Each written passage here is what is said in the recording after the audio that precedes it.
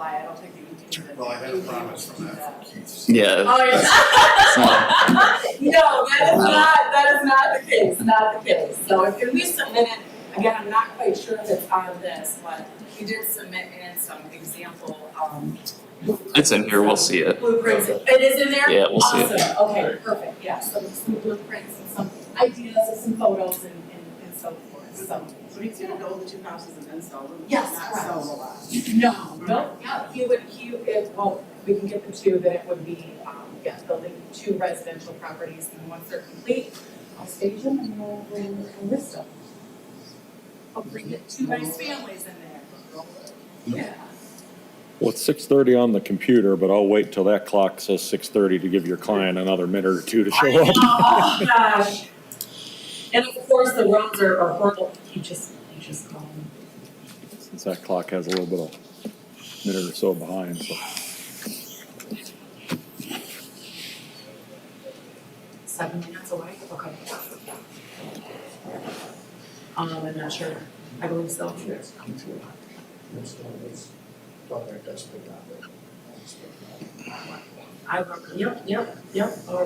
already been, checking a little bit, so. Yes, sir. Yep, absolutely. Yep. We're getting to start, so I'm not sure, we'll just hurry in here when you can get through and this stuff we kind of start. All right, no. That's okay. All right, I'll see you so long. Okay. Yes, absolutely. Yeah, absolutely, okay, yes. Okay. He's 5 minutes away, he came in from Rochester, sorry, so the roads were terrible, so. I'll talk slow until he gets there. Okay. All right, so we can go ahead and call this meeting of the January 21st, 2026 Charter Township and Meridian Zoning Board of Appeals meeting to order. First up is, I guess, approval, I can remember. We need to do a roll call for those present. So Member Benoit. Present. Member Nahum. Present. Member Hershiser. Present. And I'm the vice chair. Member Koenig is present. So then we'll move into the approval of the agenda. Does anybody have any questions or changes, recommendations for the agenda, Mr. Hershiser? Nope, so I'll submit a motion to approve the agenda as written. We have a motion to approve. Do you have a second? Yes. Motion and a second. All right, so I'll do a quick roll call. So Member Benoit, this is to approve the agenda. Member Benoit. Yes. Member Nahum. Yes. Member Hershiser. Yes. Vice chair votes yes. Agenda is approved. Moving on to corrections, approval, and ratification of the minutes. We have two sets of minutes. First is from October 15th, 2025. Anybody, hopefully all had a chance to review it. Anybody have any questions or changes to the minutes from October? Member Hershiser. I'll make a motion to approve the minutes from October 15th as recorded. Before somebody seconds, Keith, Mr. Chapman, can we do one motion for both minutes? You need separate? Yeah, you can do one for both. Okay. Yeah, unless you have something. I wasn't there for the second All one. right, well, let's move, hold on to that for just a second. Anybody have any changes or anything with the November 19th, 2025 minutes? No. Member Hershiser, would you be willing to amend your motion to include both sets of minutes? I guess we really don't have to since we have a second and voted on it I yet. could, but I'm not familiar with that meeting. Oh, I can offer. Oh, okay, you probably weren't here for it then, okay. That's better. All right, well, let's go with the first one. We'll just do them separately. That's fine. So we have a motion to approve the October 15, 2025 meeting minutes, and we have a second. Member Benoit. We'll do a quick roll call vote on that. So Member Benoit, Yes. Member Nahum, Yes. Member Hershiser, Yes. and Vice Chair votes yes. So the approval of the October 15, 2025 minutes are approved. Next, we'll move on to the November 19th minutes of 2025. Motion to approve the October minutes, or Okay. November minutes, excuse me. And second. All right, motion and second for the approval of the November 19th, 2025 minutes. This is a motion to approve. Member Benoit, Yes. Member Nahum, Yes. Member Hershiser, Yes. and I vote yes. November 19th minutes are approved as well. I don't believe we have any, well, we do have communication, but we can discuss that when we get Yeah. to the actual agenda item. Hopefully you guys saw that email that we sent out a couple days ago. I don't know if you saw it. You don't happen to have a copy of that for Member Hershiser, do you? Or could you pull it up when we get to it? Yeah, I could probably pull it up in my email, maybe. That's fine. Yeah. It was a communication on the ZBA case tonight. Yeah. It was just one, so I'll have him pull it up and take a quick read at it. Unfinished business, I don't believe we have any, which brings us to new business, which is ZBA case number 26-01, located at 2403 Hazlet Road. Mr. or Mrs., like, I don't know if it's Mr. or Mrs. Mrs. Constantino, Mr. Constantinos Marcellus? So he is 5 minutes away, I'm his realtor, and I've been in communication with Keith and Tim and going back, so if you want me to, I'm not sure. Well, first, Stand up and- we're going to let Keith, Mr. Chapman, go through the spiel of introducing the actual case, and then after we're done, if we have any questions for him, then we'll turn it over to you if your client's not here. So, Mr. Chapman, take it away. Yeah, so the applicant's requesting a variance from section 86, 368 D2, minimum interior lot width of 200 feet. This variance is to create 2 new parcels that will be under the 200-foot requirement of the zoning ordinance. The property is approximately 1.96 acres in size and is zoned RR rural residential. The submitted survey shows an existing 1,470 square foot, single-story family home constructed in 1980, currently occupies the lot and is proposed to be demolished. The proposal would be to create 2 equal parcels that have 117.25 feet in lot width. So a variance of 82.75 feet is requested for each of the parcels. And that's all I have. Okay. Does anybody have any questions for Mr. Chapman at this time? No. Okay. With that, we will move on to the applicant or the applicant's representative. So feel free to come up to the podium, and if you can, please state your name and address for the record. Nicole Kitzmiller, and my residence is 6290 Quail Ridge Lane in Dimondale, zip code 48821. So just kind of talk and go over it. Whatever you want to say about the actual application of the project, yeah. Okay, beautiful. Mr. Marcellus originally purchased this property directly from the previous owner, who had left the property 5+ years prior to this purchase. And his original plan was to renovate this property. But once they closed on the property off market, when he was able to have full access and then also was able to bring in his general license contractor, that's probably, it became very apparent that unfortunately due to code violations and, you know, the distress of this property, animals living in there, I mean, it was,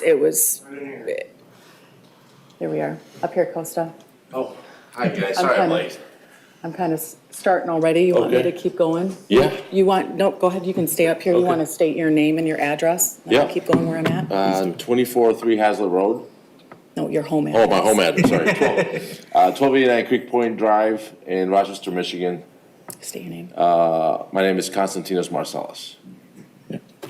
All right, so once we went through with the contractor, and then there was also even 4 foot of water in the basement, and who knows how long that had been there. So it truly became apparent at that point that the property needs to just be demolished. Yep. So based on that and the original purchase of it, now with having to tear down, rebuild, originally anticipated financial costs, this has become a bit of a burden, to say the least. So essentially, we came up with a second idea that due to all the neighboring properties sitting on an approximate 0.96 acres in the neighboring lots, and this sitting on 1.96, we said, okay, well, we can go ahead. That's what we're here today, hopefully, to get approved, to get this divided in half and have almost 1 acre parcel, 2 separate ones, and then build 2 residential properties on them. One being a 2-story residential home and one being a ranch home, all with a minimum of 3,000 square foot above grade. And, we plan to bring this property back to life. And there is already, another thing that is nice, there was a circle drive before, so there are already 2 curb cuts where driveways would fit just right. We've submitted a couple of ideas for blueprints and some photos for some ideas of finishes. It's definitely our intent to, appease and accommodate neighbors and neighboring homes, and to fit within the community, and build two beautiful homes. And also, these are preliminary drawings based upon approval. That's where we would have to get a final blueprint by a licensed architect, which we have some of that already. But we have guidelines that, also kind of lay things out, what we would be required to follow. But we plan to bring in a lot of privacy trees surrounding the neighbors, and do some beautiful landscaping, and really hoping that we can get this passed so that we can recoup some of the financial difficulty that kind of fell in our laps here. But also making sure that this doesn't negatively impact any of anything that was listed within the guidelines, the requirements to be able to request this variance. I think you said it all. So we'd like to get, obviously, if you approve this, we would like to, move in with a demolition permit to demo the house.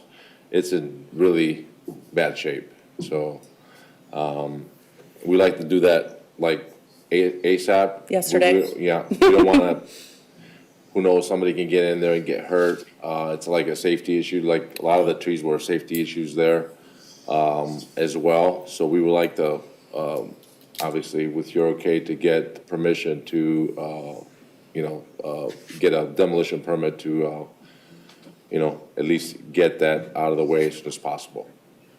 And then also, definitely, we would be submitting permits ASAP. We have everything lined up to begin work immediately, and already have, our contacts or general contractors to be able to also complete this in a very quick time frame. It's not something where we're going to be waiting on a lot of things and it's going to take a year for this to get built, which I'm sure neighbors would like for it to get done in a timely manner, and that's also something that is extremely important with us as well, so.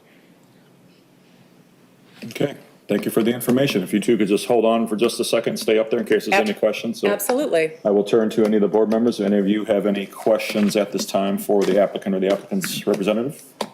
I have a question. Just walk me through the timeline of when you purchased the house and to this point, of just how long has it been? How long have you had the So property? we purchased it, I think, in October? September, I want to say September, October, was it September? It was either the last week of September or the first September, week of October. Yeah. And then, that's where we are. We actually, within the first 2 weeks, we submitted we contacted, I think Nicole here contacted the city, to, with our plans, what we're gonna do with this property. And we're kind of stuck in a, Can't really move forward. move forward with- on, Until the variance. until the variance, right? So that's where we're at.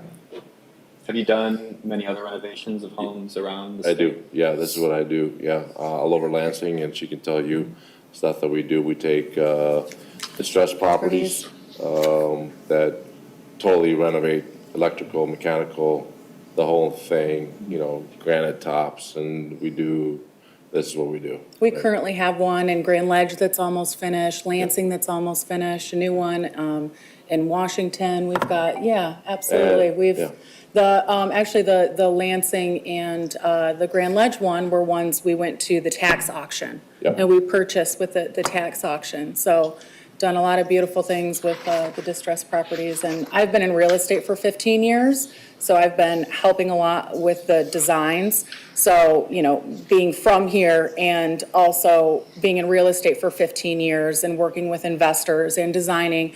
I also worked with Eastbrook Homes out of Grand Ledge, or out of Grand Rapids, that has communities. I'm not sure if you've heard of them or not, but I also have built over 100 houses with Eastbrook Homes over a span of time when I was doing existing real estate and new builds as well. So being able to know what, you know, processes and what neighborhoods are calling for, and, you know, nothing cookie cutter, and just it's a lot of time, energy, blood, sweat, and tears, truly. Thank you. Any other comments? Remember your name?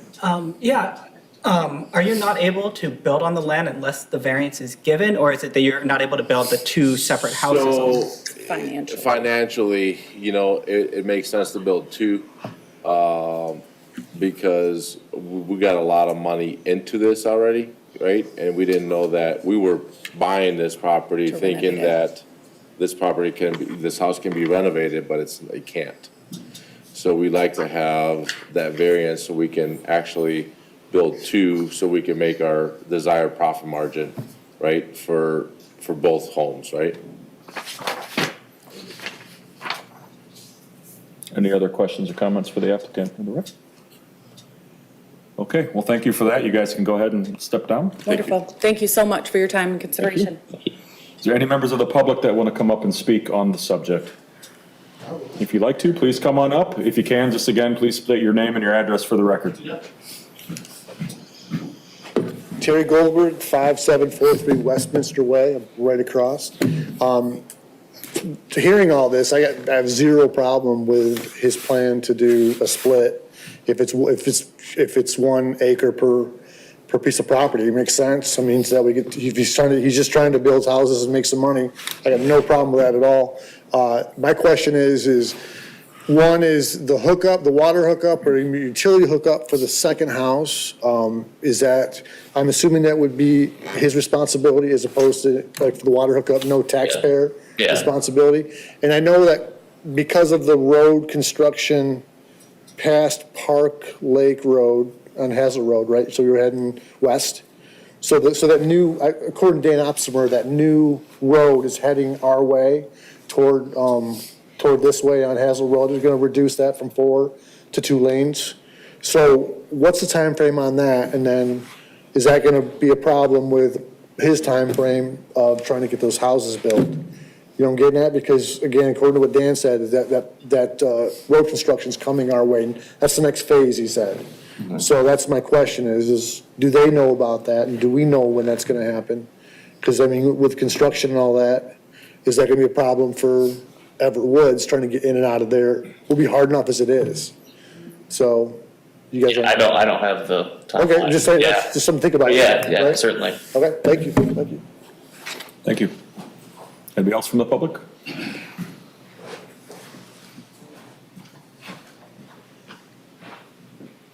Thank you for the opportunity. My name is Larry Weichel at 5723 Westminster Way, directly across the street from the property. According to your plans, I think that's great. I think I more than welcome both houses. I just wanted to make sure there was no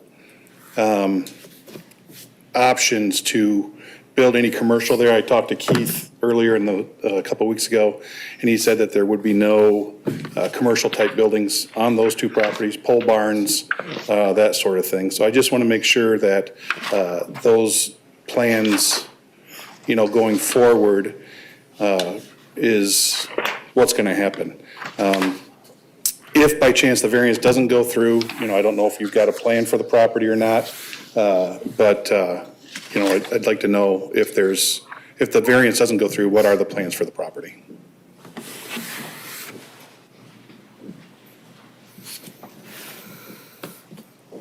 Thank you, sir. Any others? All right. So moving on from there, we will go into our board time. So this is the time where board members can discuss the project, and if need be, if there's more questions, we'll call you up one at a time up to the podium. But we do have criteria that we go over. It is in the packet. Mr. Chapman, if you could bring up that criteria. Oh, yeah, sorry. For them to see. But there are 5 review criteria that the variance in the ordinance requires us to go through one by one. And we'll go through those, and then we'll discuss each one of those. I feel like it's been forever since we've done this. I know it's only been a couple months. So please remind me, Mr. Chapman, we have a quorum, so it's not like I know we normally have 3 people, then all 3 have to vote yes. But being that we have a quorum, do we still need to have a positive answer for number 1 through number 5, all of them? You have to have Correct. 3 regardless, yeah. So, but we have to have we have to see the criteria is met for each criteria, correct? Oh, correct, yeah. Okay. Absolutely. For some reason I'm brain farting on that. No, you're so. good. So what I was asking him is that with these 5 criteria, we're going to go one at a time through those. Each one of those criteria, we have to find evidence that it's being met. If one of those is not being met, or we determine or have an opinion that's not being met, we can't approve the variance. So that's one thing to keep in mind. So with that, I will go into the first circumstance, which is unique circumstances exist that are peculiar to the land or structure that are not applicable to other land or structures in the same zoning district, and these unique circumstances are not self-created. So does any member have any questions or comments, or want to address that, or have any thoughts on that criteria? I guess I'll start. I guess in this case, the unique circumstance would be that they purchased the property and the property was already deteriorated when they got there. And in the case that, the surrounding areas, I assume surrounding homes are not deteriorated in some way. So when it was gone into the hands of the applicants, it was not their own circumstance. It was just they thought they were going to be able to do one thing, and once they got deeper in, they were no longer able to do one thing. So that's my thoughts on that. Any other thoughts or comments? So apologies, I No haven't problem. been on this board for very long. It is like, it doesn't the circumstances of having a deteriorated house, is that the sort of circumstance that would necessitate a variance? Maybe I'm just, because they have the opportunity to demolish even without this variance being provided. I'm just, I imagine, I don't know if we want to be processing variances for all deteriorated houses in like zone RR. So yeah, I'm sorry, I'm not trying to No, it's be fine. negative. No, I'm just it's trying to fine. make sure that is that a unique circumstance that, and it also, it's to some degree self-created. They purchased the property. No, never mind, I'm taking that back. They didn't create the deteriorated house.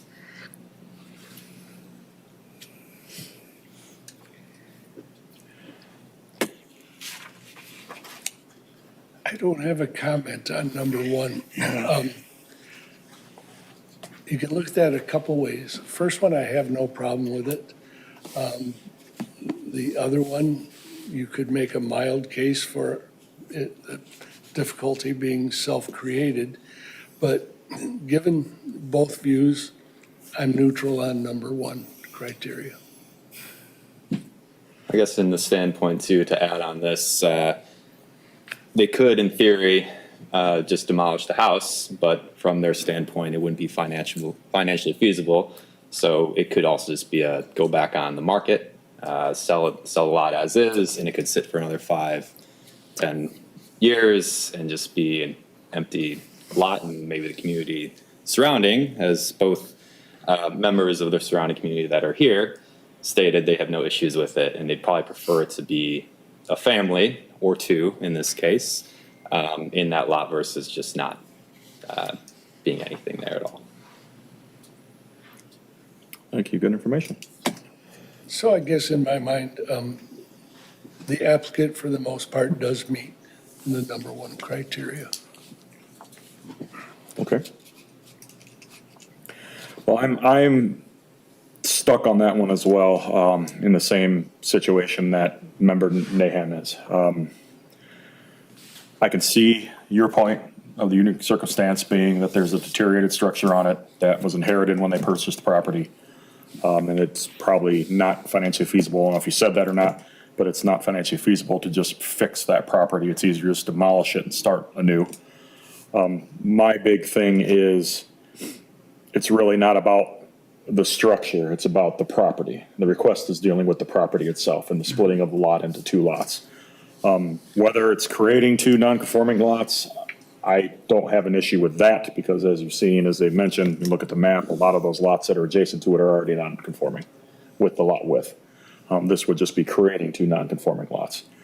But the kicker with number one is just what Member Naham mentioned, is I struggle with this based on number two as well, which is practical difficulties, and we'll get there, practical difficulties with this, that it's not necessarily self-created.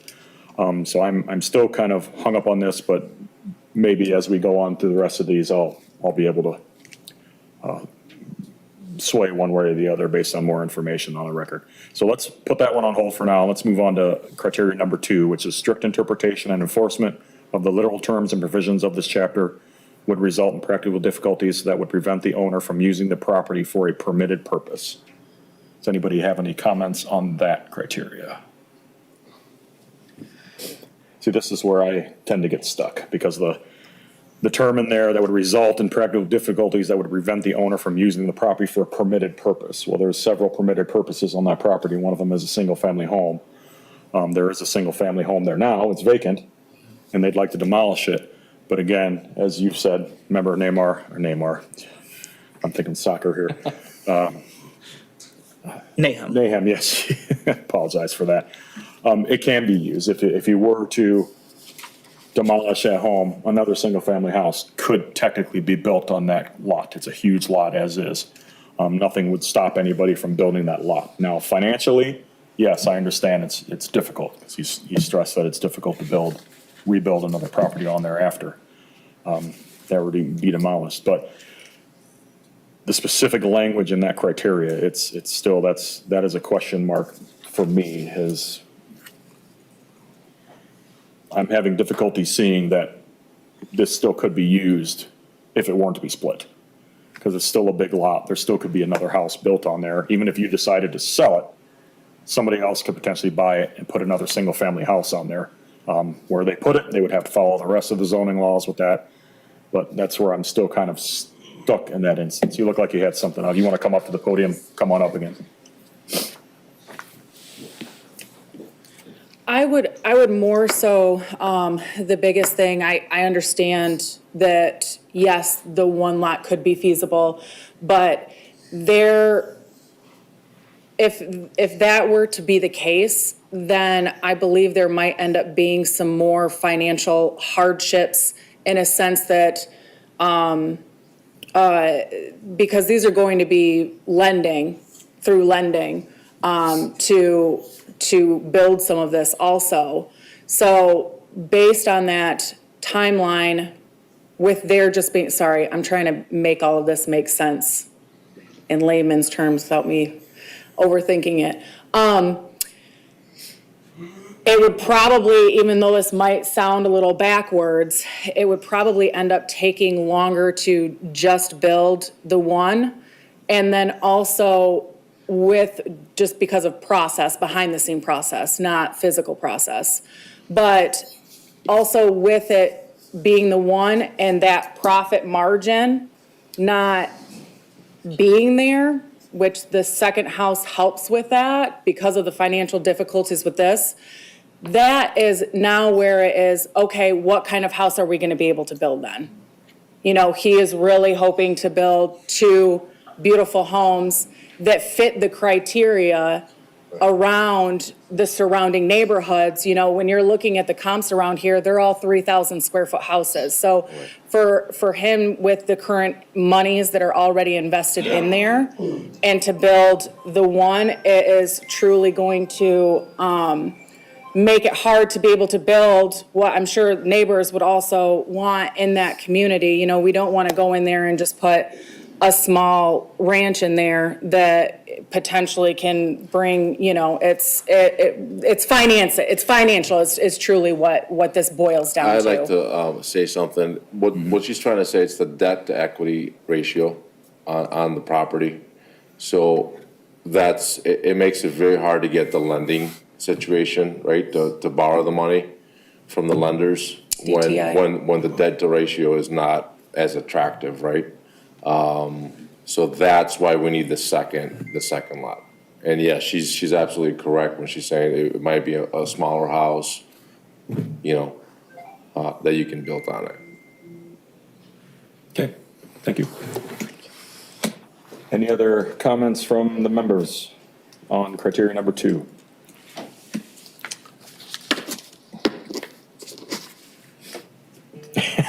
You look like you're something stirring over there. I'm thinking, Chairman, I'd like to get through all of these and then maybe come back and address them one at a time after we've been all the way through. Would that be possible? Yeah, we can do that. Because I've got Board feels comfortable with that, we can do that. Yes. some things on my mind. All right. Well, let's move on to number 3 then. So criteria number 3 is granting the variance is the minimum action necessary that would carry out the spirit of the zoning ordinance, secure public safety, and provide substantial justice. Comments on that? I agree with that one 100%. I also agree. Okay.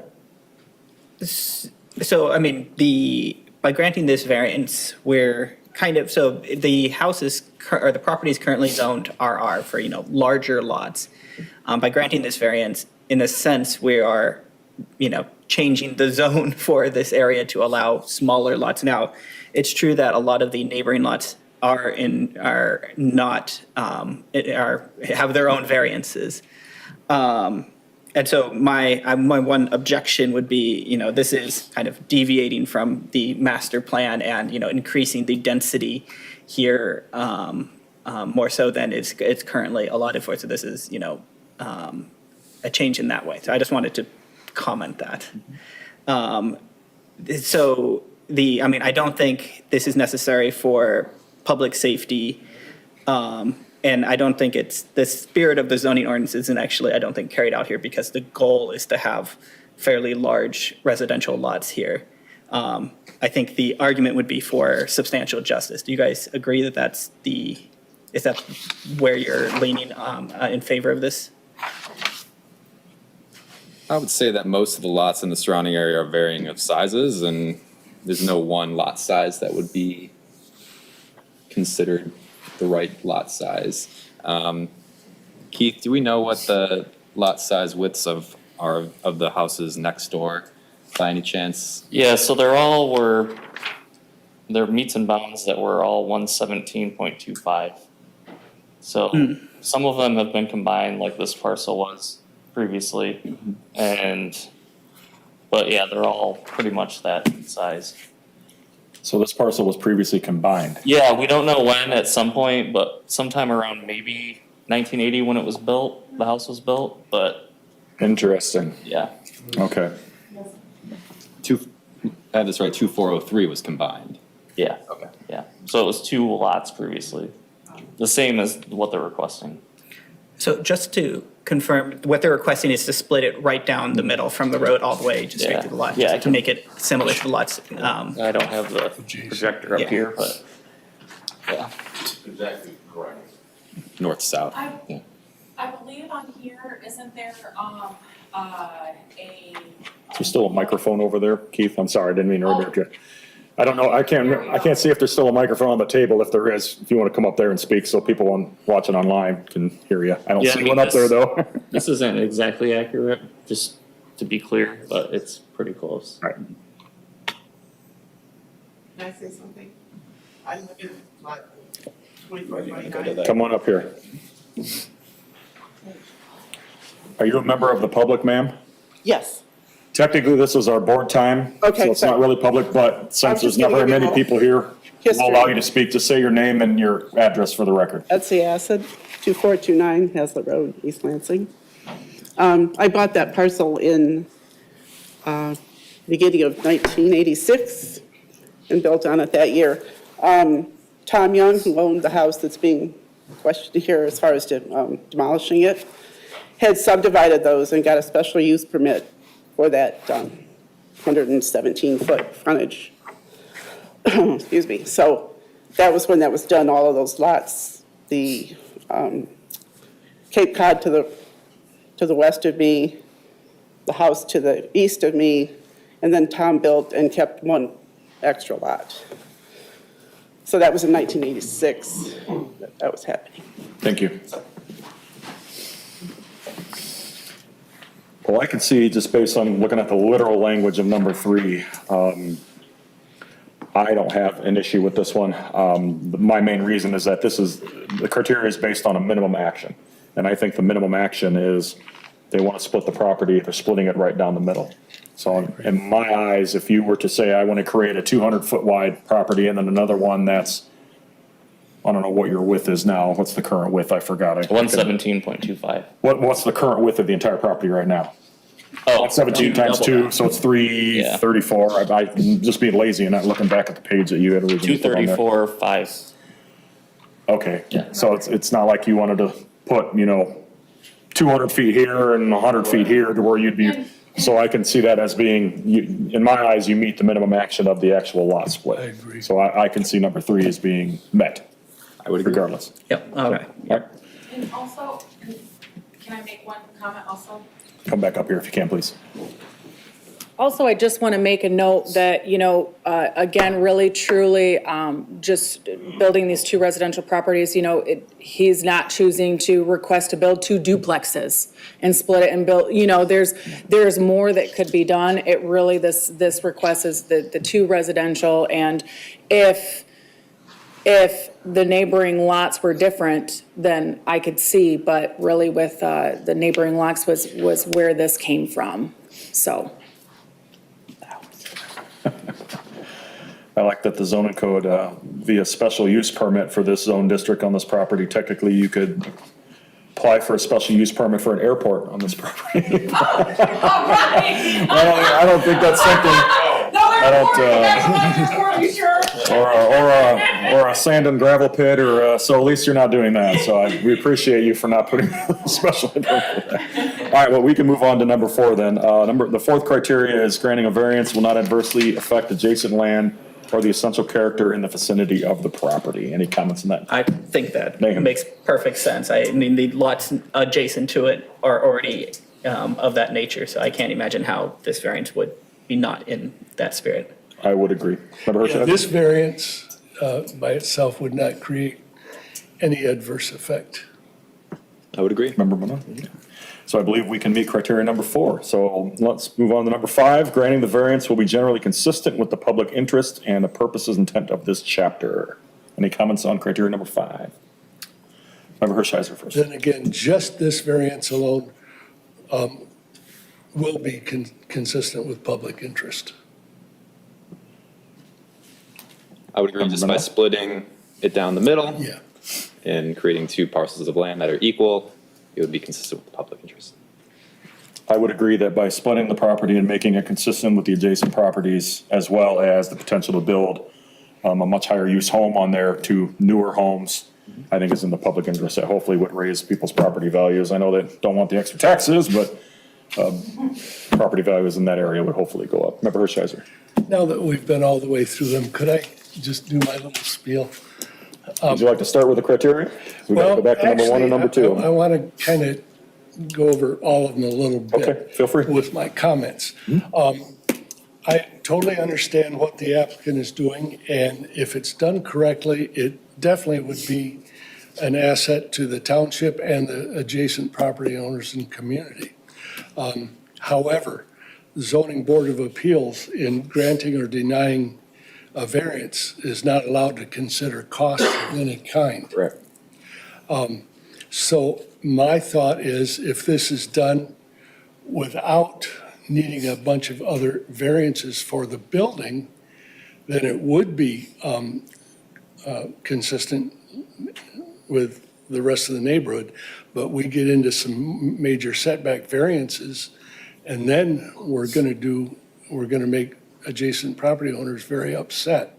So what, I talked with Keith earlier, what I would like to see is the applicant go through a site plan review with the building department to outline any variances they might need for the buildings themselves. I would hate to grant this and then have to turn down variances later that they couldn't build on. I think they should have done everything at one time before coming to the zoning board of appeals. Instead of having a moving target, we would get everything done in one time.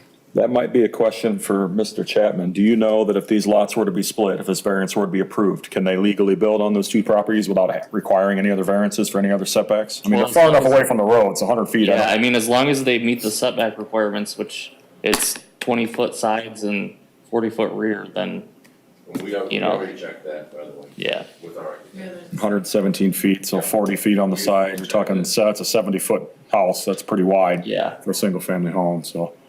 And the lot is deep, so I don't see any issues with any. Yeah, and I any mean, structures typically, in there. we wouldn't see I mean, they could get plans drawn up and we could look at them, but. You don't do site we wouldn't plans see for it single family, until do you? Building permit, yeah, I mean, not usually. Okay. The applicant submitted part of the, Those are examples? Is that what those were? Yeah, Example those floor were- plans those that were you just put in the examples. packet? oh, Yes, Okay. correct. And no, so I don't know if they're gonna need other variances or not. And I don't think anybody else does, I'm not sure. They know they have to meet the sidelines, but they might come, I know one is a 3-car garage, and it's actually in the front of the house. That could be a problem in itself. We don't allow that here. I would rather get everything done at once myself. And if the board sees it that way, I would move for a table. Well, in my eyes, the variance that's being requested is just the lot split. So if this were to be approved tonight, then they would have to build by within the setbacks. Now, if they don't, they could come back and ask for other variances with the Have to, setbacks. yeah. We would hope that they wouldn't, as you mentioned, but We're gonna make it, I'm sorry, come on, yeah. we're gonna comply within, what the city requirements are. And if we do have to change something, we will change it. These are preliminary sketches that we did, but by far, these lots are just so, like you said, so long that we can do whatever we want, yeah. And also, just to kind of reference what you were referring to, any of the permits, everything has to get approved prior to us even starting the building. So these rough estimates that we put in, they fit looking at it. And the only reason why we don't have exact blueprints for both of them that we would be able to bring to you today is just because it's very expensive to get blueprints drummed up. It's at least $4,500 to start something. $8,500 per just So a this is- drawing. So this is, if we know that we need two, then we know that then we Right. get those blueprints and we submit that over, and we would submit those, we would have it over within a week. And this is basically the Absolutely. first stepstone that we need to go through to figure out what the next step is. And the answer to, obviously, we want to do everything within the city city's ordinances and setbacks and permits are gonna be pulled correctly, and we wanna do everything by the book. All right, thank you. Absolutely. Yeah, as much as I do see your point, Member Hirschheiser, that you're making, but in my eyes, I don't believe we can vote on this variance based on what we believe could happen in the future. So if we approve this as a board and they come back and ask for additional variances, they have the right to do that. We just have to focus on this variance at that time. But I respect and understand what you're saying and where you're coming from. It'd be nice if the city could do that and say, hey, we want to make you lay this all out so that you don't have any variances or breaking the law on any of this stuff, not breaking the law, but going against the ordinance. But unfortunately, I don't think we can tie that to them right now. But no, I completely understand your comment, but it sounds like you had a few more you wanted to go through. No, I'm good. I've experienced this before. That's why I brought this up. No, and it happens. I know it happens, unfortunately, but that is the way the code is written. That allows for it, unfortunately. So, but going back to criteria number 1, does anybody have any additional comments on criteria number 1? I guess based off the last public remark that this lot was combined, or like a lot of them were surrounding were sold previously, and then one was decided to stay combined for whatever reason. In the unique circumstances, this is the one lot that is just larger than everyone else, and it would be more uniform with all the other lots and around it. Now that that's in their hands, this is what they want to do. So I would have no issue splitting the lot in that sense, just to bring it with the rest of the surrounding areas, just so all the lots are similar. And in theory, home values stay the same, because if it's a larger lot size, if they get rid of it, I don't want to speculate, but maybe a larger house comes in and they build this thing that's super within the zoning code, but also isn't very uniform with the rest of the surrounding neighborhoods, and maybe the public wouldn't be very in favor of that. So by splitting the lots, it makes it more likely that a house that is going to be more within the zoning regulations of surrounding houses would be built. I think I have a mild objection, which I'm not sure rises to the level of saying this criteria isn't met. But I mean, my concern is if we're saying the unique circumstances are that this was a lot that was combined, and saying, is that our unique circumstances? So does that mean if people come forward and say like, hey, my lot was combined, I should have the ability to split it? Or, once again, the other circumstance we are considering is it having a, dilapidated structure. I don't think we would find that is a unique enough condition to warrant, a variance in and of itself. And so, I'm still not quite sure I'm fully on board with that. These are, and of course, we can't take into account like financial decisions or, needing to recoup costs and things like that.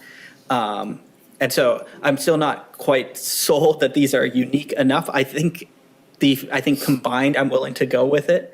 But that's just, once again, I haven't been to a lot of these meetings, and so I apologize if I'm not sure about if these are appropriate criteria. But yeah, that was all I had to say. Thank you for sharing that. I myself had agreed, initially I was on the fence. But then after hearing the information that these were previously single properties that were the same as the surrounding ones, and at one point they were combined, as far back as 1980s they were combined because the previous owner, and then a new owner comes and wants to split them. My thought had changed to the unique circumstance was more in line with what Member Benoit said, that the unique circumstances, they bought a lot that was combined when previously it was split. They're trying to basically go back and resplit it to the way it was. Sorry to interrupt. No, you're good. My other mild concern is the splitting of the lots was, a special use permit, was granting a variance. And so what we're doing is basically restoring another, a previous variance back. And so I think that's less objectionable to me. I just want to state that we don't have any record of a variance ever being granted. So I don't know how these lots were actually created. So we can't say one way or the other. Well, you said they were meets and bounds, right? Yeah. So obviously they weren't platted, so they're just meets and bounds, and somebody Yeah. bought it back in the, whenever it was, and decided to submit paperwork to combine them. Right. So, but no, you bring up a good point, and as much as I wanted to sway with Member Benoit and say, yep, there's a unique circumstance, it was previously split and then it was combined, you do bring up a good point on, if we do this, is it gonna be that, I hate to use the P word, but the whole precedent, I know we're not supposed to look at that, because we're supposed to look at each one of these cases individually, but, does this give the right for any other property anywhere, including around the lake, that seems to be the problem child of the township? If there's something that's combined, do they automatically have a right to split just because, well, my property was previously split and then it was combined? I don't know if I know or see a lot of, and please correct me if we're wrong, because you'll know a lot more than I would. I don't know if I see a lot of properties that go from being separate parcels to being combined to being split again. I do see a lot that are combined because they want to build on them, or they want to do this situation, they're bigger, they want to split it because they want to have, two bangs for the buck per se on there. I don't know if I've really seen a lot go from one to the other and then back to the other. Have you seen that? This is the first one Is that often? No. So, Yeah. now, if that was the case, then I definitely would say, this is something that's been done before, and that's not what the intent of the code in the future land use of the property is, to keep going back and forth. But it sounds like for this area in particular, this, to me, is something that is a unique situation for this property, that it was previously separated, combined, and now wants to be separated again. So in my eyes, I can now see that criteria number one is met. Does anybody have any objections to that? Nobody agree? Okay. So last one is criteria number 2. Does anybody have any further comments or clarifications they want to give based on all the information that we have now? This is a strict interpretation criteria. Member Hershiser. I'm having a hard time finding a way to apply this case to this criteria. The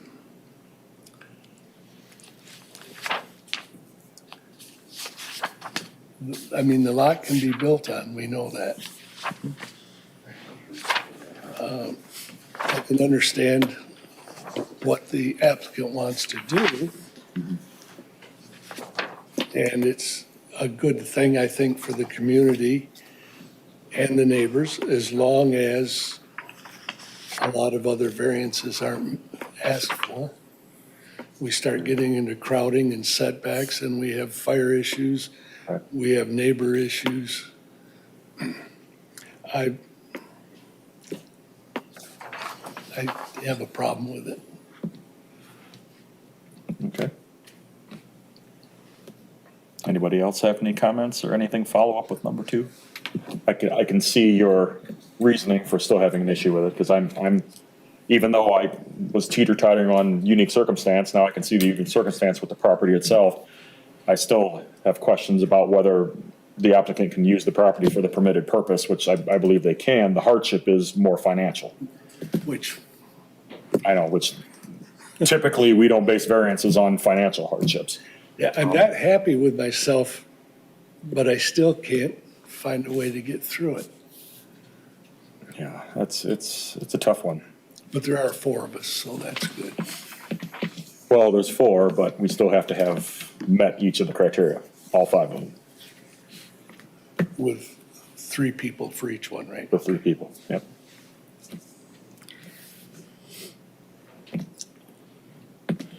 Is that the way, Mr. Chapman? If I ask that, I apologize for going back, but let's say for purpose of this conversation, one of us, let's say 3 of us decide we want to vote yes on this, one of us says no because I don't meet criteria, whatever. If the other 3 meet all 5 criteria, does that 4th person technically need to meet all 5 criteria as well for it to be? Well, somebody would approved? have to make a motion at some point for Right. that it meets all 5. Gotcha. Yeah. And then the person can vote and say they believe, they Yeah. can vote no because they believe one of the criteria hasn't been met. Gotcha. Yeah. Okay, thank you for Yeah. that. Yeah, it's still a difficult one for me as well to provide a flat out answer that's not black and white. And I know trying to be gray with it is even more difficult. To try to find a That's what gray I'm trying. interpretation. I know sometimes, these things are very gray. They're not very black and white, but in this case, it seems difficult to find a gray response for this. Maybe if I could turn back to the applicant or the applicant's representative. So, do you guys understand what we're saying as far as we're having difficulty trying to find out a practical difficulty for the use of the Yeah, property? can I go ahead and read, so you're referring to number 2? Correct. Correct, so strict interpretation and enforcement of the literal terms and provisions of this chapter would result in practical difficulties that would prevent the owner from using the property for a permitted purpose. So it's saying practical difficulties. And I feel that just that wording right there, there are a lot of things that we've mentioned that can fall into that. That's not to say that a single-family house can't be built there, but it's mentioning practical difficulties. And I feel, or I've been trying to, bring that forth in this. And, I feel after everything has gone through and kind of where you all are sitting at right now, there absolutely is a book. There absolutely are codes, guidelines. Everything must be enforced per that. And that is why you are passing or questioning these guidelines. I feel as also being, a person who owns a home and lives in an area as well, that you can't just take what the public says, and they don't make the decisions, you do. But I feel that some of the responses and what the community, I feel like that should have a little bit more pull, or it should be taken a little bit into consideration what probably the neighbors would want and what the community would want and what is going to be built there, that has a little bit of grounds. Again, obviously everything is, you've got to be black and white, I get that, but just kind of bringing in, the community, brought you guys here, and so, and we've had them speak, and so, and I just met them, nice to meet you all, but I feel that that's kind of something that I wanted to bring up a little bit. I'm trying to understand, exactly number 2. It's a little difficult, like you said, right? So basically, you guys are saying that I would have a problem, right? As the owner of the property, getting permits? Well, the way I read this is that number 2 says that if we follow the current code, so the interpretation of the code, and the way it's written now, based on the property the way it is now, it's going to result in some sort of difficulty on the homeowner or the property owner. And the next line after that is the kicker. It says practical difficulties that would prevent the owner from using the property for a permitted purpose. In my eyes, that's another way of saying for permitted use. Right. And there's a whole list of permitted uses in the zoning code: single family, home occupation, blah, blah, blah, blah, blah, blah, blah. That's where I believe we kind of struggle, correct me if I'm wrong, Member Hershiser, is that if we deny this and you're stuck with the 2 lots, technically, I'm sorry, with the 1 lot. Thank you. Technically, there's nothing stopping anybody who owns that, whether it's you or somebody else, from using that and having a permitted use on it, which is a single-family house. You could, if you wanted to go through the financial hardship and the money of demolishing this current home, nothing stopping you from putting another single-family home on that one, on that property. I keep going to the 2. It sounds like there's also other things. You could install a gravel pit there instead. Well, that's my special use. Yes, that's so- what, And that goes to the planning board, so that's even more critiqued. but- Yeah. So, it is, obviously, it's gonna make the deal a lot harder, tremendously harder. And I don't know if we're gonna do anything with this property, I'll be honest with you. It's gonna be very difficult for us to proceed, to move forward. That's what it's all about, right? I mean, do we move forward? Do we say, okay, we have, we just cut our losses and then move on, right? And that's why this is kind of necessary for us, right? And then based on the resale to recoup Right, the to funds. recoup the funds. It'd be someone else that would probably end up coming here again. Yeah. Can you speak up or no? Are we out? I mean, at this point, you're really not supposed to. It's really supposed to be just board time. Chairman Kenny, could we have a 5-minute recess? Rest of the board members, are you okay with that? That's fine. Okay. Take a 5-minute recess. We'll be back at you. 7:34.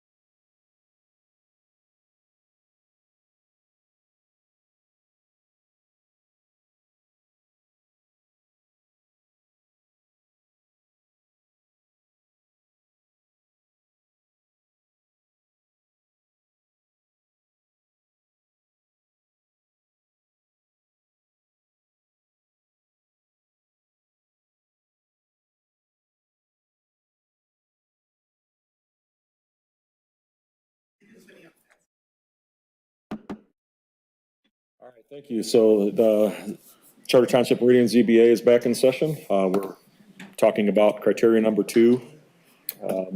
So any other additional thoughts on criteria number 2? I may have a question for staff if nobody has any additional questions or comments. Not to put you on the spot. Go ahead. That's why I'm here. You've already heard the term financial come up several times tonight, so. Do you know off the top of your head any variances, how do I say this?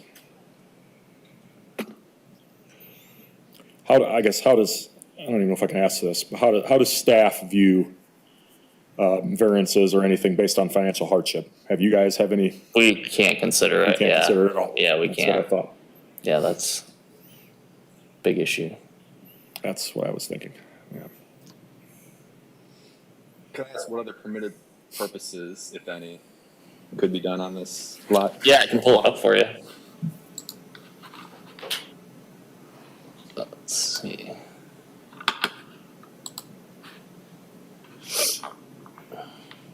Can I ask might be a silly question? Come back up here. So I understand addressing all of the matters of why you potentially could say no, but are there major issues that would impact it as to why you couldn't say yes? Well, that's typically what we do is we try to go through these and see, can we say yes to everyone? We don't go Right. through them and say, no, Okay, so it's- right. We try to give the property owner, but really the public as well. We have to take Right. consideration, the benefit Right. of the doubt to say, can we meet all these and say yes to them? Okay, okay. But some of them are, and it's all depending on the case. We've had Yeah. some where it's clear cut, no, this Yep. is definitely something you created versus, this could be considered, gray, that maybe it wasn't self-created. And I think Right. that's kind of the situation we're in here Okay. is where do we take it as far as, I'm still stuck on the whole terminology of permitted purpose within this criteria. Okay. Can the property be used at a permitted purpose if this were to be denied? Okay. Hearing that the biggest reason for that no coming from you and from the homeowner, the property owner, is because of the financial situation. And that's why I asked staff, typically, this board doesn't make determinations based on financial situations or even though financial hardship is a hardship, it's not something that has a bearing on the property, like the variance, like a use or a splitting of a lot, Right. doesn't really have anything to do with that. So it's tough without, the So- only thing that we're hearing is potentially financial, that'd be a financial hardship. That's where I think we're struggling on, is there So- something with a use that would cause a problem? So if it wasn't just financials and it was just, say a homeowner, hypothetically speaking, came here and they purchased this home and they wanted to build a second house for their children next door. And finances are off the table. And they were submitting for it. Well, it would be harder to build that second house if that second house wasn't on its own independent parcel. Because sometimes you run into issues building multiple properties on one parcel. Correct. So if that was the hypothetical situation, then how would that, does that make sense? Yeah. Right? That makes sense. I think it's that makes a lot of sense. And splitting the lot doesn't say that they're going to, do, in theory, even though we already kind of know what they're going to do with it, but they could build a house right now and then it has the option 20 years down the line for doing what they exactly are saying they're going to do. Maybe a parent family moves in and then I want to build a house next door for my grandparents for our kids to move in. So in that case, I think it would be, it would approve number 2 of the criteria. It could be a practical use to split the lot. And additionally, one thing I was thinking about and mulling over too is it's a big lot size. And It is. as far as a homeowner, if someone does move in there, as you get older, it's harder to take care of that much land. And you have to manage the trees, the leaves, cutting grass. I cut grass for, an old employer when I was in college. and his lot was maybe half the size of that. It took me 2 hours just to do. And, weekly to try to keep it up with, the rest of the neighborhood to make sure it's hitting the standard for other zoning standards. Especially with the ranch. It could be pretty difficult, especially with the owner living currently in Rochester as well. So that would be a practical difficulty of just coming up here and managing the property themselves. I know it's a different little spin on it, and like it's kind of trying to look at it a different way, but we've been hung up on the financial aspect of it. It doesn't make it more attractive. The property is more attractive. It attracts more families, like you said, right? I mean, look, I think we're in a crisis right now. We need more houses. So I think, families are looking for situations like this, right? So they want to purchase, they want to move in, especially in Meridian, like East Lansing, Meridian Township. It's a very nice, family-oriented city that people want to move in, and it attracts them, right? So it's a good thing for the community, what we're trying to do here. And I hope that you guys can approve this so we can quickly move on and start this project. Thank you.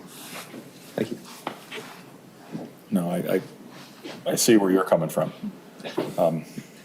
Yeah, I mean, but my eyes, a lot of people are gonna have that issue with mowing grass and upkeeping of the homes and things like that. I mean, I'm only 48 and I'm already throwing my back out and having problems walking up and down my stairs. And I'm like, why did I buy a 2-bedroom? I should have bought a ranch. But, in my eyes, that doesn't have anything particular, bearing on the request that they asked for. I'm still, I totally see where you're coming from and respect what you said, but I'm still having difficulty because I'm still hung up on the actual permitted purpose portion of it, because that's what the actual criteria says is a permitted purpose. Would there be difficulty to prevent them from a permitted purpose? Yeah, so, with the hypothetical, I mean, the township does allow, the building of ADUs and other structures on the property, and like this property absolutely would qualify for building a single family house and a mother-in-law cottage and stuff too. If that is a permitted purpose, and that definitely can happen here if it is important to build multiple structures too. But I think I'm in the exact same boat. Is like we don't want to say that buying a lot and then realizing that the lot isn't as valuable as you were expecting and needing to recoup finances being a practical hardship that we should be considering. And that, to me, seems like that was the applicant's primary material, at least with regard to this criteria.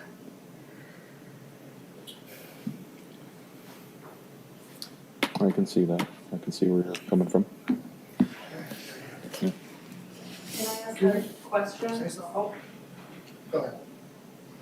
Let's have her come up first. Yep. Come on up here.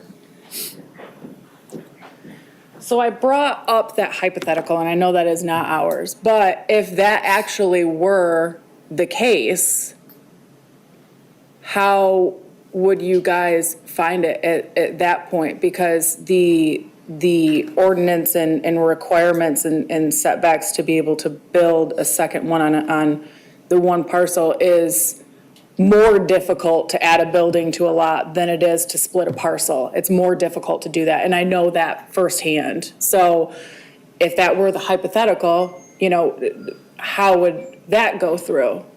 So just kind of reiterating that again one more time. I don't know if that's anything we can answer at this time, just because it is hypothetical. I believe this board has seen requests for variances similar to that in the past, that there was a bigger property owner wanted to split it with the intent of either selling that property off to build something. I don't remember the outcomes of those, unfortunately. I think there was one right by the lake in the past year or so. Do you remember? It was property? It was a few years ago. Yeah, it was a few years ago. I don't remember the outcome. It was approved. It was approved. I've had 2 clients in the past 10 years that have had the parcel split approved, not in this township, but in other townships that are approved because of that kind of request. Yeah, I know in this day and age, I'm more susceptible to what you said as far as housing and that. Granted, this is gonna be probably market rate housing. I'm sure you're not gonna build affordable housing or anything on there.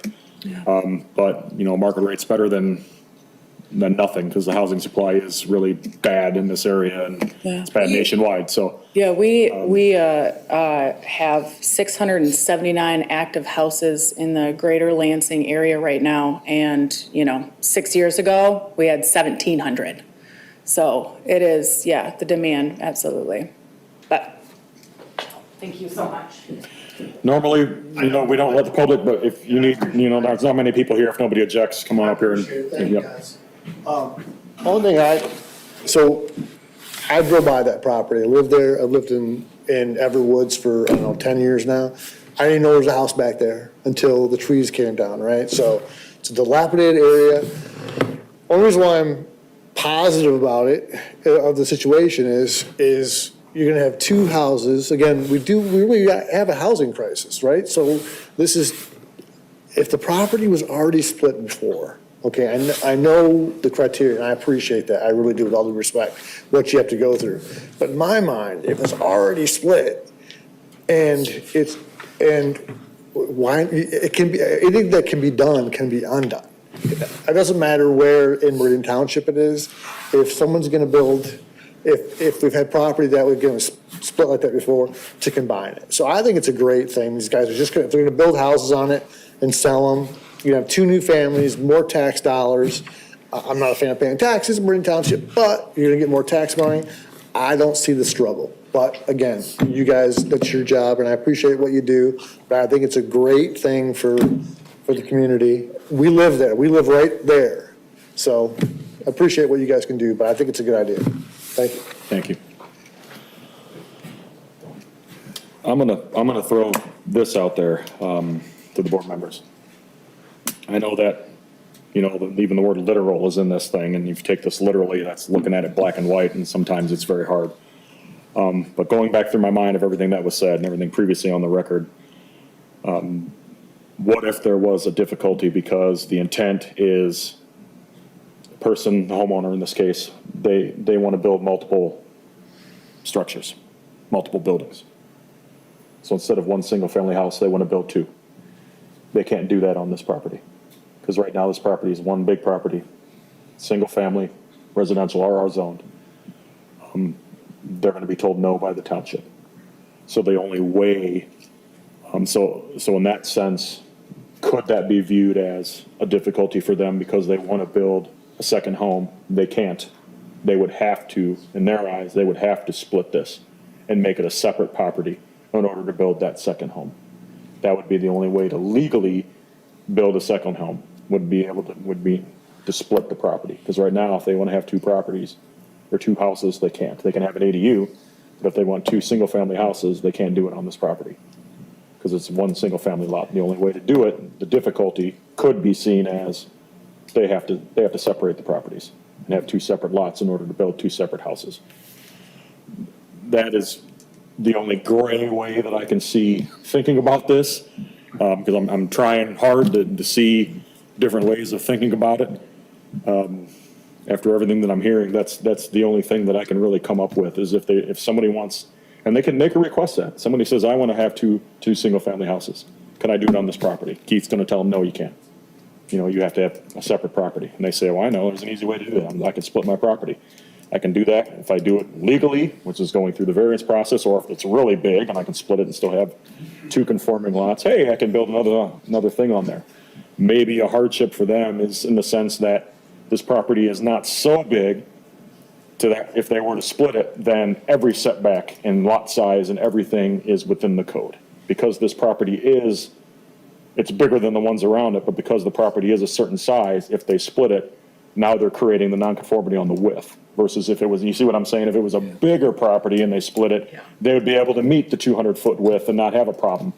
Because this property is a certain size, they can't meet it. to do what they want to do, which is to build the second home. So that, in my eyes, could be a gray way of kind of looking at this, as long as we have that information that we support as a board on the record. And, you know, unless there's somebody does not agree with that, that could be a way. I'm not saying number 2 is set, but that, I'm just trying to get thinking on how it could be viewed without coming out and saying, nope, can't do this, period. I would agree in that sense, that, and if you kind of trim it down to the very simple terms, is they want to build 2 houses, and they can't do that on the property currently that they have right now. And Right. like you said, you can, like, they're trying to split it first, and then they're trying to build 2 houses within the code on that property. And that's their goal. Whatever motive after that doesn't matter to me, but like, I think I'm totally fine with that idea and that concept and how they're going about it. And so, yeah, I would agree with that aspect. And it sounds like potentially the members of the public, the ones that are here, support that as well. But please, if you guys have any more comments or differ from that. I understand. I have a problem with it. And that's totally fine. And I'll explain a little bit. From what Member Benoit said, I totally understand it, but then where would you set the limits on how small of a piece of property you can cut off or break off? It's very difficult. Going back on that, if I could, real quick, that brings up a great question. So I went back to my original example of, let's say they decide to split this and they make one 250 feet wide and the other one 70 feet wide. To me, that will go against the minimum requirement variance that they're asking for, because now they're creating something huge and then creating a real super huge need for a variance, where they're splitting it right down the middle. So in my eyes, that's why the minimum variance was satisfied, versus if they were to make it, they were to shift that center line and make one huge variance and one small variance. Well, if they did that, one would be conforming and one would not be. Right. But the variance they'd be requesting would be bigger than what they're asking now. Yeah, oh, yeah. So I guess I understand the line of reasoning, and I want to reiterate, part of the reason I got on the ZBA and Planning Commission was because I wanted to increase the housing stock in Meridian Township, and I think that's a really important goal, and I really applaud them trying to do this. My issue is that, like, the permitted purpose isn't to build multiple houses on your lot. Like, the zoning ordinance, the permitted purpose is to build a single family home. And so if somebody wanted to build a second property and came before us, I think we would have the exact same issue. We're saying, like, you know, building a second house on your lot isn't a permitted purpose, and it's not like the goal of the ordinance and the zone that you're in. And so I would imagine that if somebody came and that was the reason for their hardship was, hey, we would like to build a second house and sell it for money, and it's a practical hardship if you deny that. I wouldn't find that a compelling reason. And I think for a similar reason right here is that as much as I would like them to build 2 houses, I think this is a change that needs to be made to, you know, we need to pass different ordinances to say, like, hey, you should be allowed to have smaller lot sizes and things like that. I feel that this doesn't meet any special need for a variance here. There's nothing special about the property itself. So once again, at this moment, I'm leaning no on criteria 2. Okay. Yeah, I see both sides. I see and hear and understand both sides. Well, that is the difficulty. And I blame the chair for not showing up tonight. I throw all the pressure on her to be the sway and be the decision. But no, she has a sick child, so we can't knock her for not being here tonight. But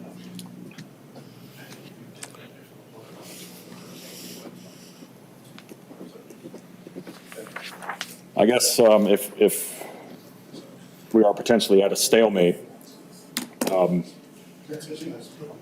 there's, I guess, 3 options that we'd have.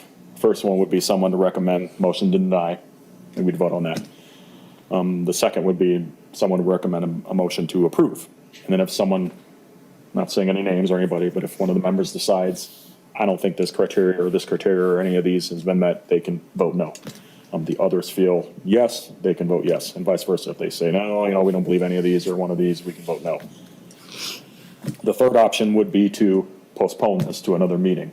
However, I don't see the need to postpone because I don't think it's going to change what they want to do. It's not like they're trying to build something in a side setback and we say, hey, would you be willing to work with, lessening your 10-foot setback to make it an 8-foot setback and, not make your 45-foot wide garage. Can you make it 43 feet wide and save that 2 feet to reduce it and give them a chance to come back like we did with the previous one?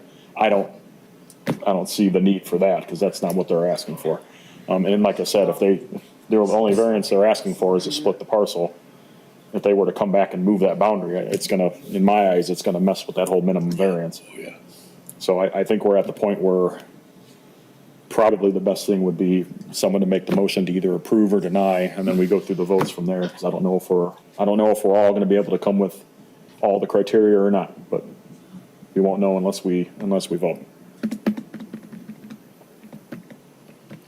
Otherwise, I don't wanna keep the applicants here till midnight with us talking and deliberating on this. Yeah. So, I know it's not an easy, What happens if we vote it down? I, Can they come back to another, you have a full board so that if you had 2 say no and 3 say yes, it would still pass? we could postpone it and allow that if our chair comes back and we have a full board. What happens if they say no tonight, and can they come back the next?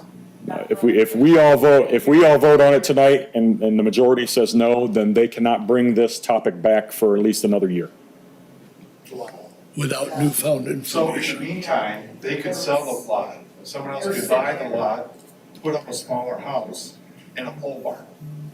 Is that what we want? If a pole barn is an allowable accessory use, If a gravel pit is, I would think a pole barn is.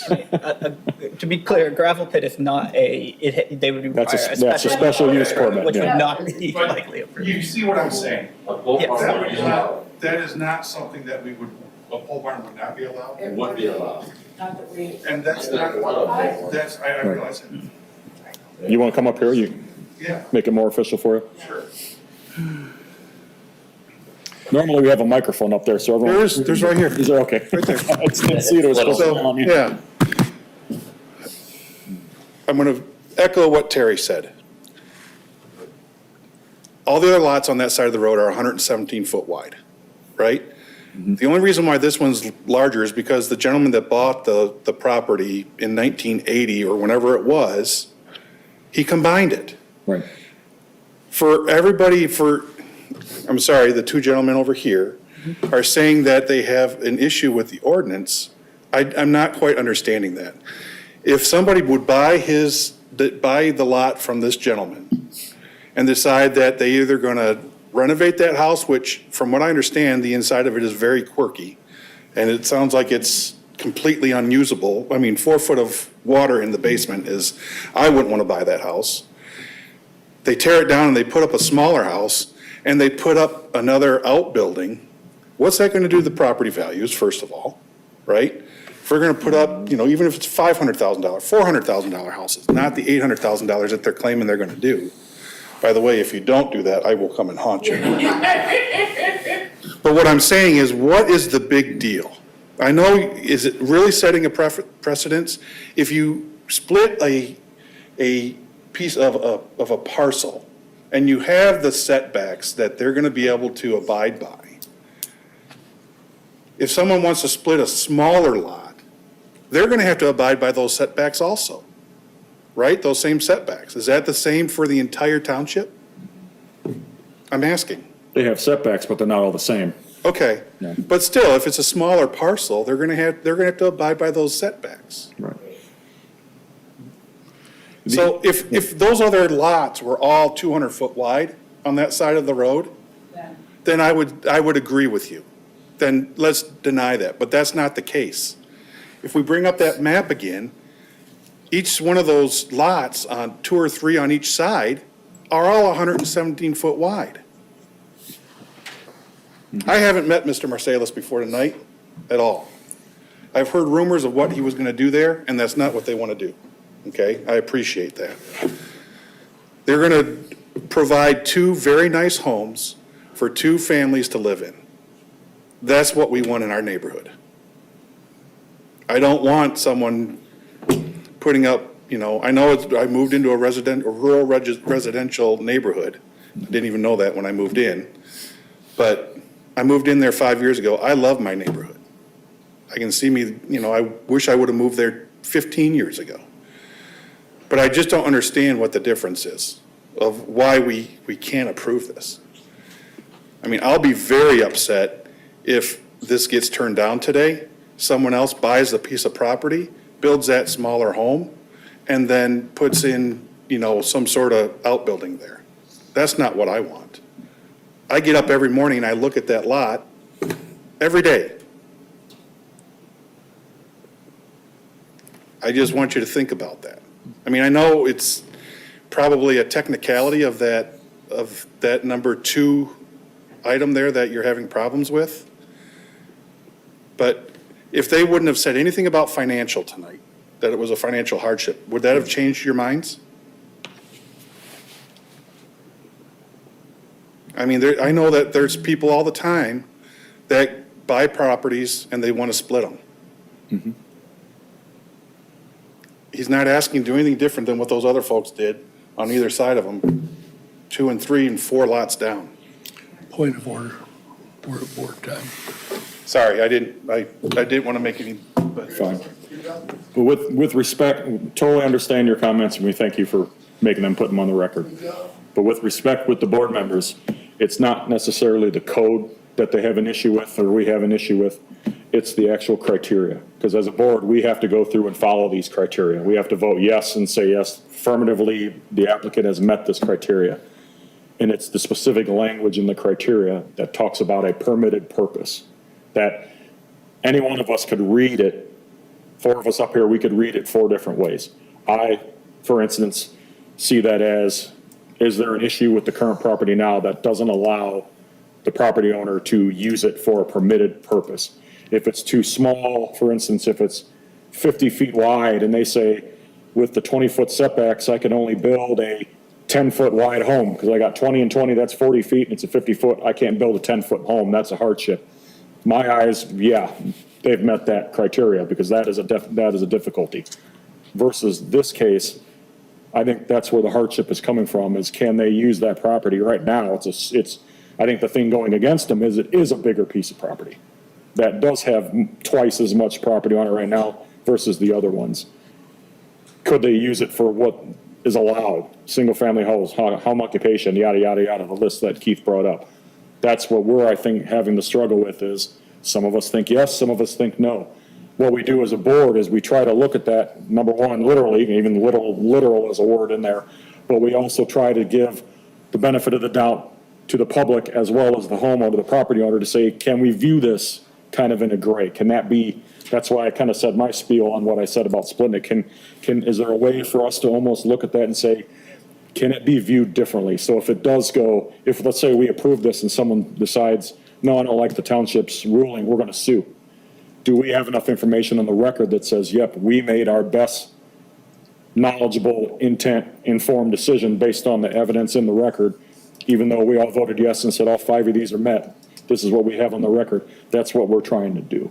So it's not necessarily the code that they're struggling with.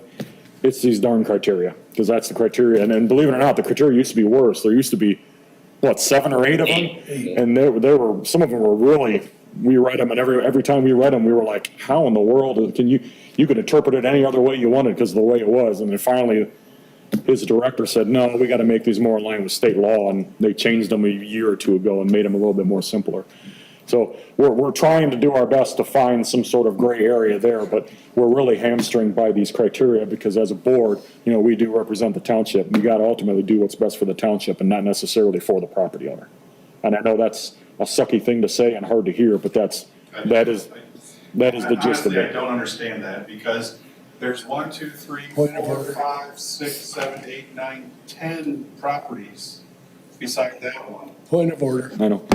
Member Hershiser, sorry to cut you off. We're at board time. That's all I wanted to say. If we were to grant this variance, and then they wanted to build 2 homes, and they needed a huge variance, we would have to grant it with number 2. But one thing I want to do is put some of the blame on the state of Michigan. They're the ones that forward this criteria that we must use. It's based on the state, right? Mhm. Yeah. And am I able to ask a question? Because you are the applicant or representative, we will give you a chance. The public, it's more, this is more time, but we appreciate your comments. We appreciate it. Is it something where if we do potentially table it, since there are certain board members that are not here, and if, I know that it is up to the board, but also the board does take into consideration the public as well, correct? So if we were to potentially table this and we fill this room with all the neighbors who are part of what this board represents, and if they were to have an input in that as well, that they wanted that, does that hold any precedence? I don't think. Yes and no. Yeah. Go ahead. Typically, if you have this room packed with neighbors and they come out and say, like this gentleman, please approve this, it'd be, silly if you didn't because it's good for this and that. It helps your case in that you have public support so that you're not necessarily goes against number 5, that you have the public interest. So you have the public interest, you have the public support. But we still, as a board, cannot base solely our decision just on the amount of people that are here. Correct. We have to base it on the criteria that are in front of us. Just thinking if there was a teeter-totter part, because where you guys are teeter-tottering right now, that the public would hold a precedence.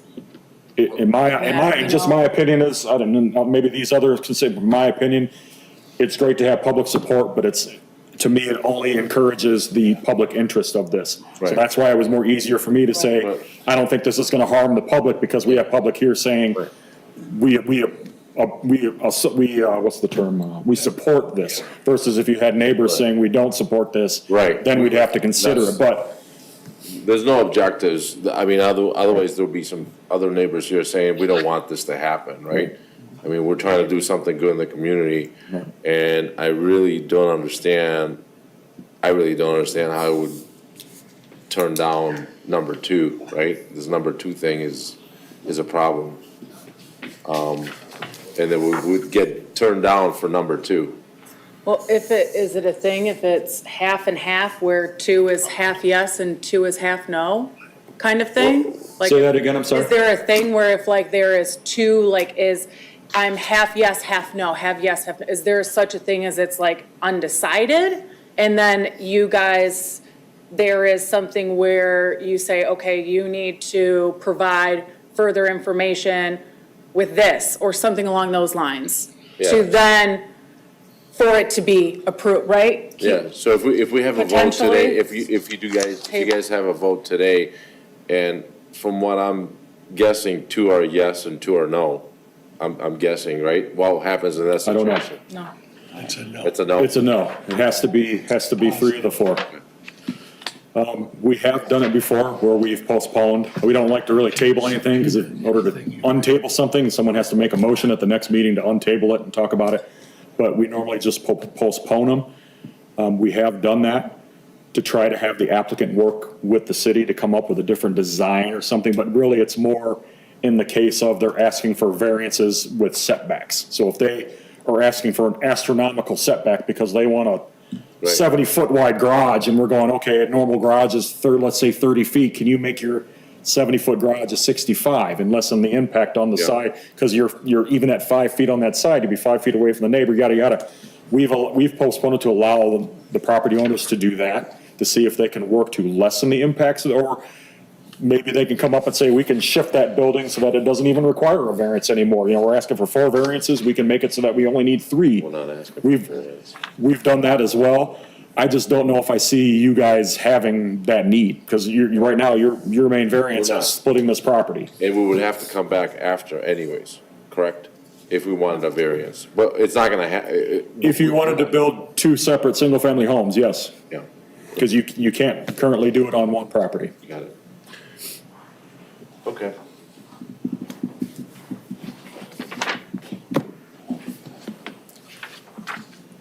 Any other questions or comments on this? What would be the board's thought on tabling?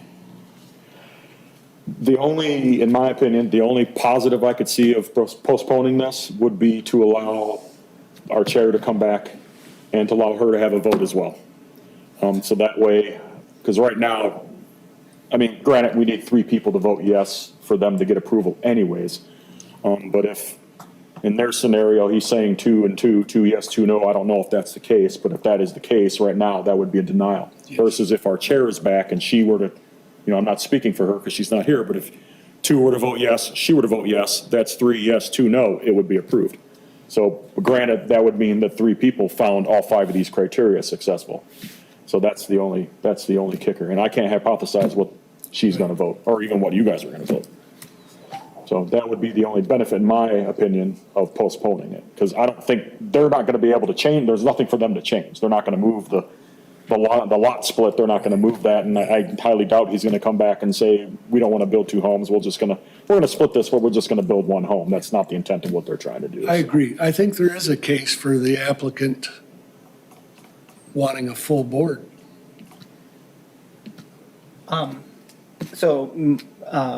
My feeling is, you know, we have a quorum here and we've heard the applicant, and tabling it doesn't even guarantee that there'll be a board of 5 people in the next meeting, and so my feeling is. Correct. And yeah, that it wouldn't be appropriate to table motions because we don't have 5 members present. If that was the case, then we shouldn't have started the meeting until, unless we had a full allotment of people here. So once again, apologies for objecting, but I don't see a good argument for tabling this motion on those grounds. I see your point. I think you said it correctly. In previous things like this, usually at the beginning of the meeting, the applicant is asked if they would like to proceed with 4 people, or since you paid for a full board, would you like to have a full board? But we're past that. Yeah, have we ever done that? Has this board ever done that? No, we usually do that if we only have 3. So 3, we say you need all 3 yeses. We've done it many Yeah. times. So Typically, it's with 3. yeah, I mean, there's no guarantee. It's a volunteer board. There's no guarantee we're going to have 5 people at any meeting. Right. Are we able to request that though? Correct me if I'm wrong, but Well, I mean, they can request to. I believe the postpone, applicant but can request it, yes. Again, you run the risk of not having a full board again. Correct. Well, what if it were something where maybe we were now that we've opened this case, be able to do some more research and find some more findings and find some more statistics, or be able to provide more information or you know, and just. You would have that opportunity, yes. That is up to you as an applicant. If we could table it, we would greatly appreciate it.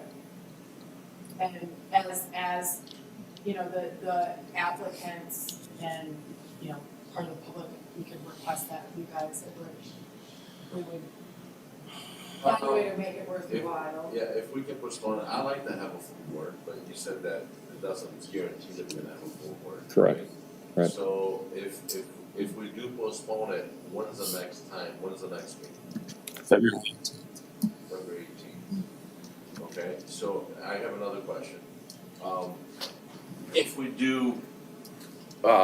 do come back on February 18th, from now to February 18th, could we proceed with demoing that house? It's a liability for us, right?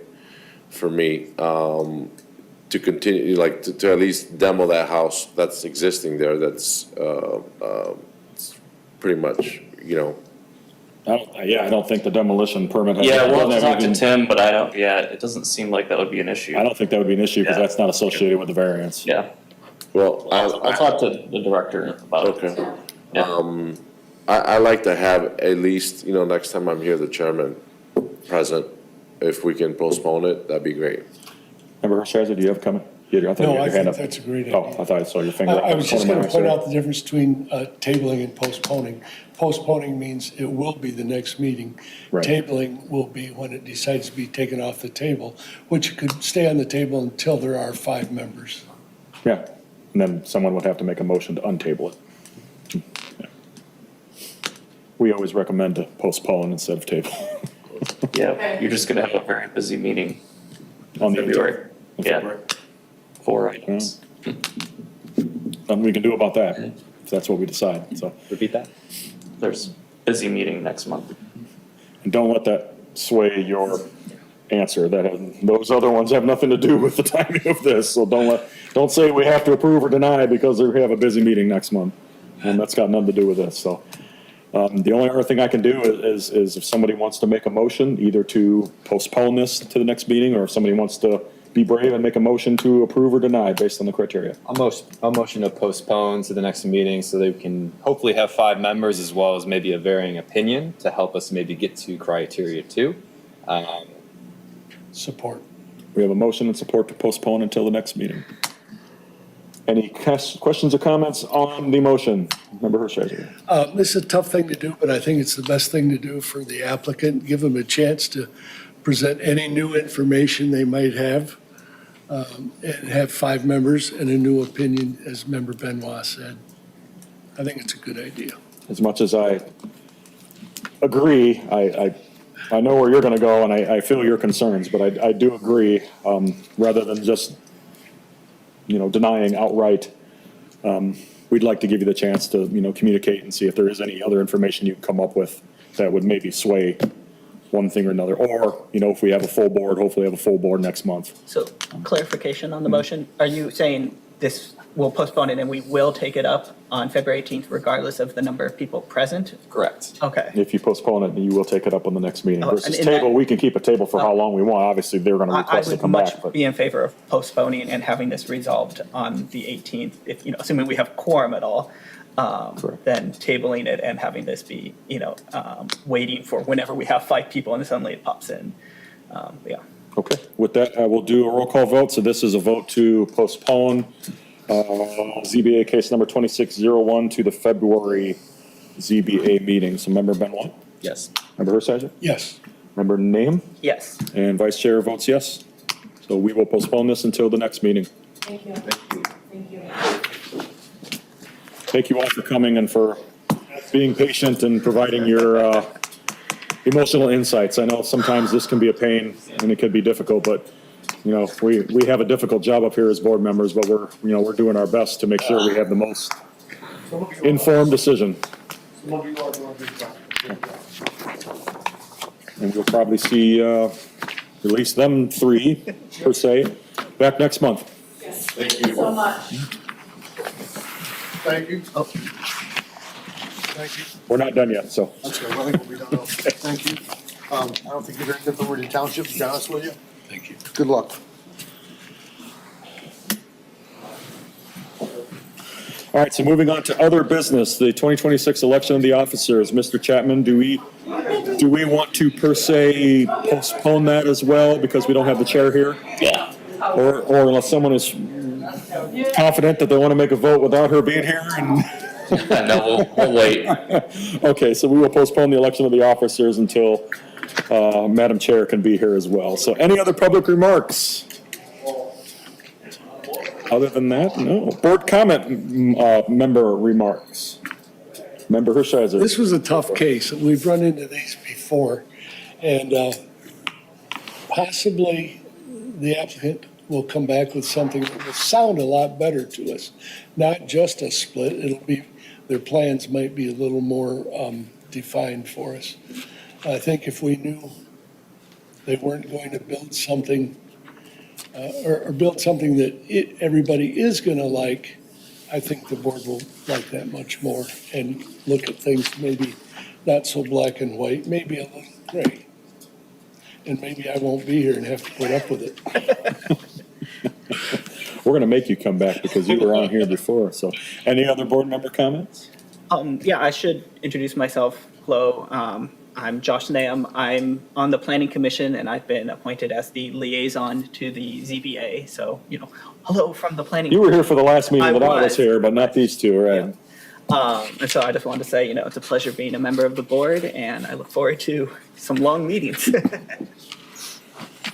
you have any comments, Member Benoit? I have no comments. It's just, tough to discern some of these criteria. So, Yeah.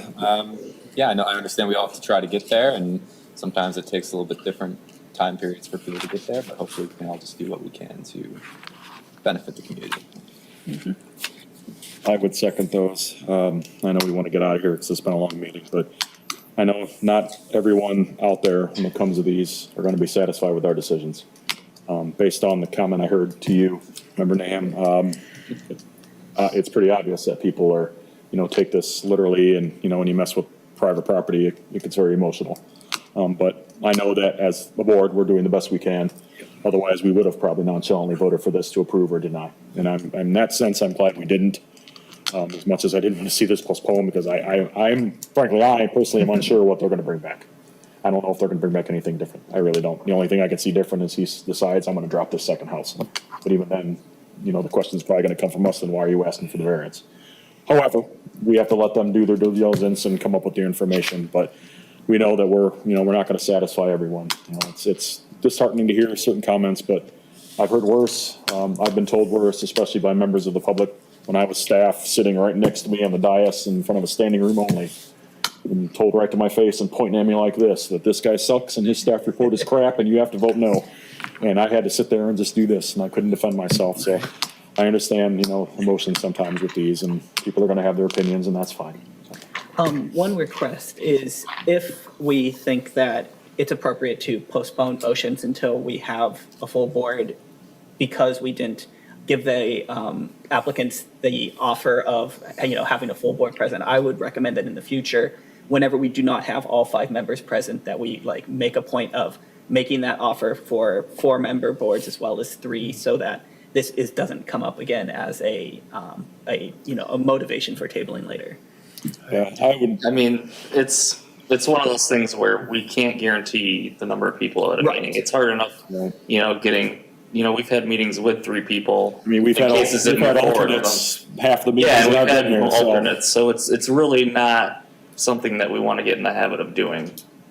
To making the offer to allow them to. Yeah, because otherwise we're going to just keep tabling everything to the next meeting. Right. So it's that would be the side effect if we were to go that route. I think this is a fine alternative where we just weren't able to get there. Like, last week there was 3, or last month there was 3 members, I believe, that we had, and they were able to get to approve those. And it might be a case by case situation where they're either able to or unable, and just try to get there the best you can throughout the meeting. If you can't, delaying a month. So the argument is a special circumstance. Better than delaying a month versus maybe denying and not getting there and them having to wait a year instead. So special circumstance for the delay is a good gray way to put it. I could see that. Go ahead. One last thing. Unfortunately, the audience, which is the only part, they don't realize that the applicant's here because the township already said no. In essence, yeah. Okay, nothing else. We are adjourned.